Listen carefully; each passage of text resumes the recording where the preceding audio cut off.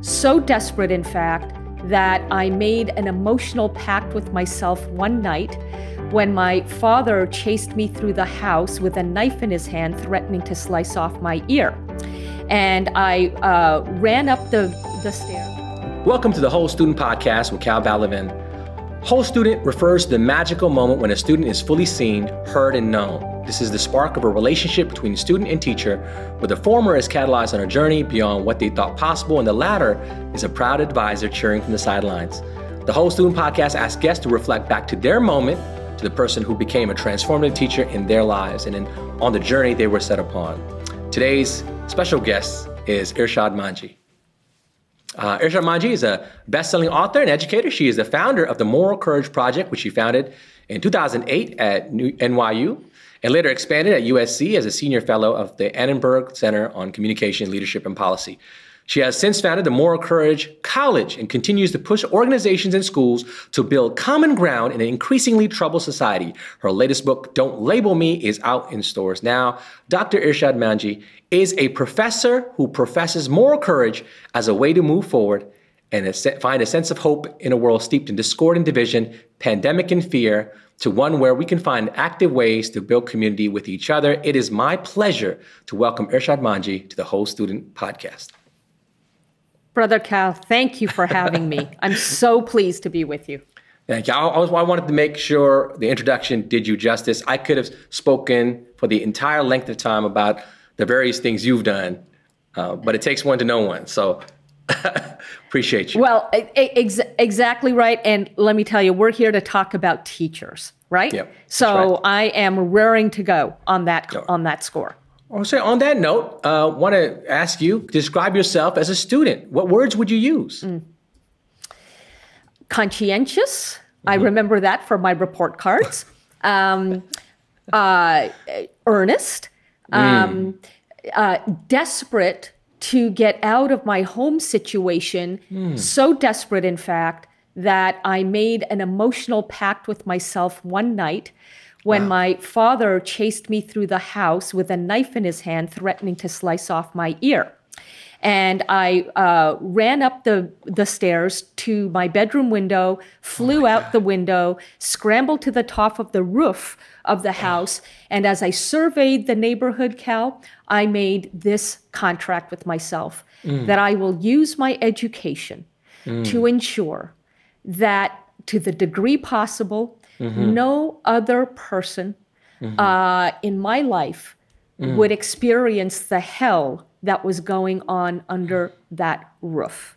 I made clear to myself that's what my education was going to be about.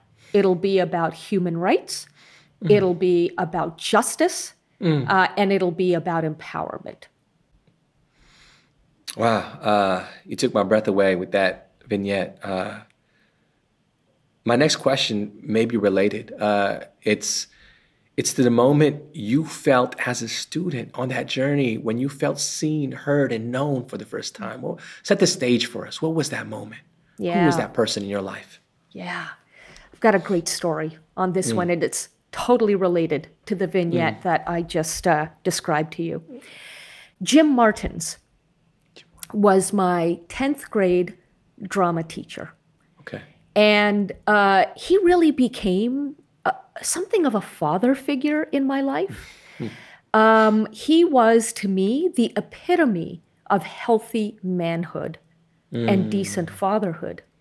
Because I had a deep void, having no male role model in my adolescence. I needed somebody to assure me, number one, that I did not have to be afraid of men. And number two, that we need to remember that human beings, whatever group we put them into, are also individuals. And that I can have a physically and emotionally violent father, but that does not mean that every other man I encounter will replicate that pattern. That's right. And in fact, Mr. Martins, or as I called him, Sir I literally called him sir. Oh That's my how goodness. much I respected him. Wow. And Wow. I remember that Mr. Martins showed me what it was to be a good and righteous man, not a self-righteous one, a righteous one. He would speak with me proactively, ensuring that I felt safe in his and in other classes. I remember one day he showed up at a portable where I was having my history class. He showed up and knocked on the door because he had seen me earlier that day looking somewhat despondent or distracted, and he just wanted to ensure that I was okay. Yeah. And did I need to speak with someone today? Amazing.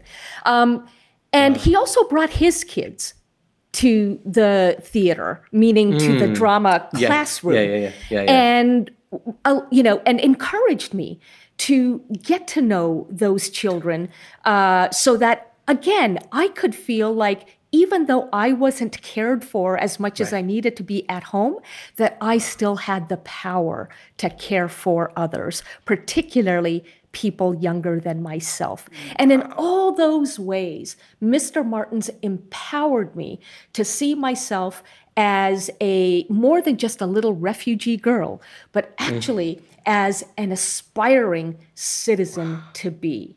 And I'll say one other thing about Mr. Martins. Yeah. He was and is an evangelical Christian. Wow. And I am a Muslim woman.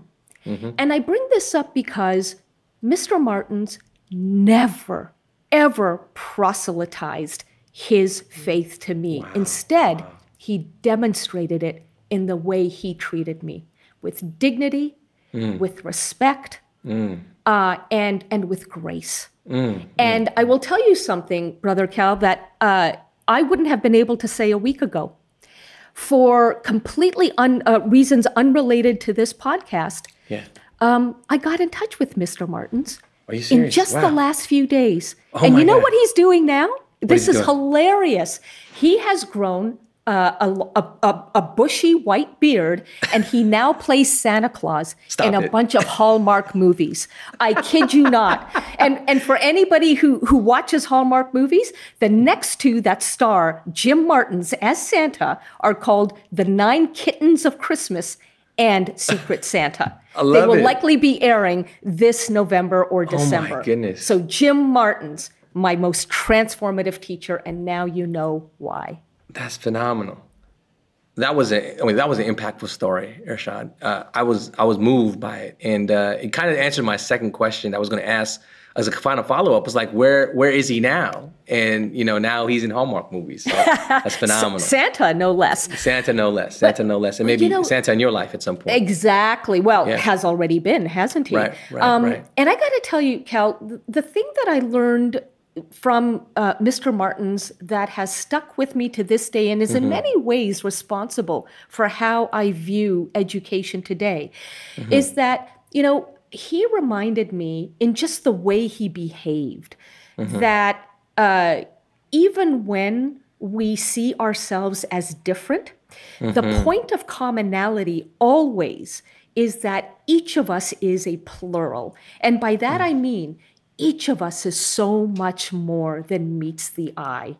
Right. So rather than assuming anything based on the labels that our primitive brains instantly assign to one another, right? By all means, start there, but don't finish there.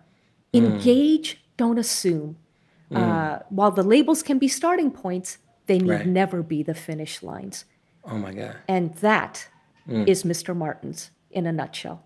I'm so happy you had Mr. Martins in your life, and your description of him and juxtaposition of what you had experienced, and you shared the first response. It was just night and day.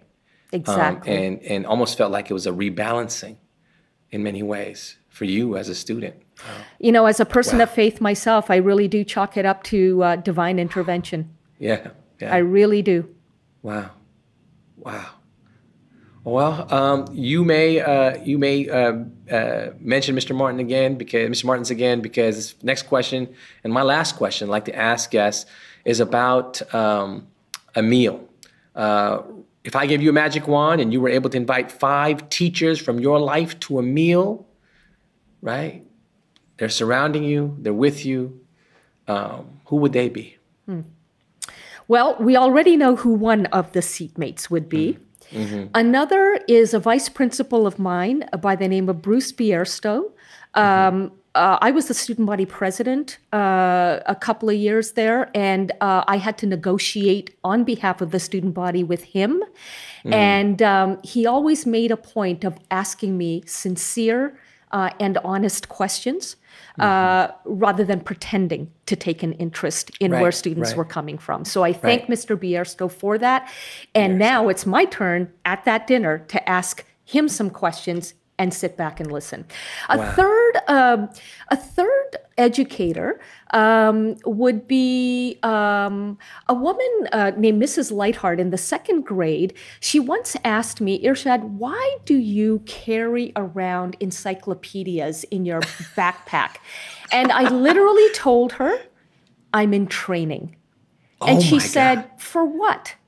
And I said, I'm not sure, but I think when I grow up, there will be a big responsibility on my shoulders. Wow. So I need to become physically strong. Wow. Yeah. Wow. Because she knew I wasn't reading the encyclopedias, which is where I think the question came from. If you're not reading them, why are you carrying them around? Exactly. That's awesome.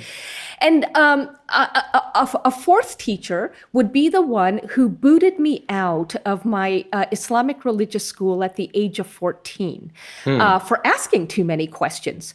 And I would want to just ask him today what he has learned about educating. From that experience and the experience since then of me having written a couple of books about religion and politics. And the final teacher, which you need to understand, I mean this utterly authentically, would be my now late dog, Lily. Because she taught me that all sentient beings have a personality of their own. And therefore, what binds us as creatures of God and as sentient beings is not so much that we're human. After all, Lily was a non-human, animal, but rather that we are, in fact, all plurals. And in her case, she was blind and she was old. And while those labels are facts, her personality defied the baggage that goes with those labels. She was the sassiest, rassiest, most independent-minded creature I have ever had the pleasure of developing a relationship with. That's amazing. So all 5 of those teachers, I hope, would accept my invitation to break bread with me and together. I love it. I love it. That's awesome. That's awesome. Well, we'll come to the close. I want to thank you for your spirit. I want to thank you for your story and your time. Sister, I appreciate you and I appreciate the work that you're doing. I believe we're in the vanguard and you're leading us along the way in terms of moral courage. And I look forward to the work that we'll do together and schools will do behind that banner. So as far as the whole student podcast, the class is dismissed and talk soon. And sir, I thank you for your courage. Much appreciated. Thank you. The Whole Student Podcast has been brought to you by Duncast. Produced by J.D. Scroggin, the Director of Marketing and Communication at the Dunn School, and co-produced by Brandon Scott of Comfort Food. Thank you for joining us.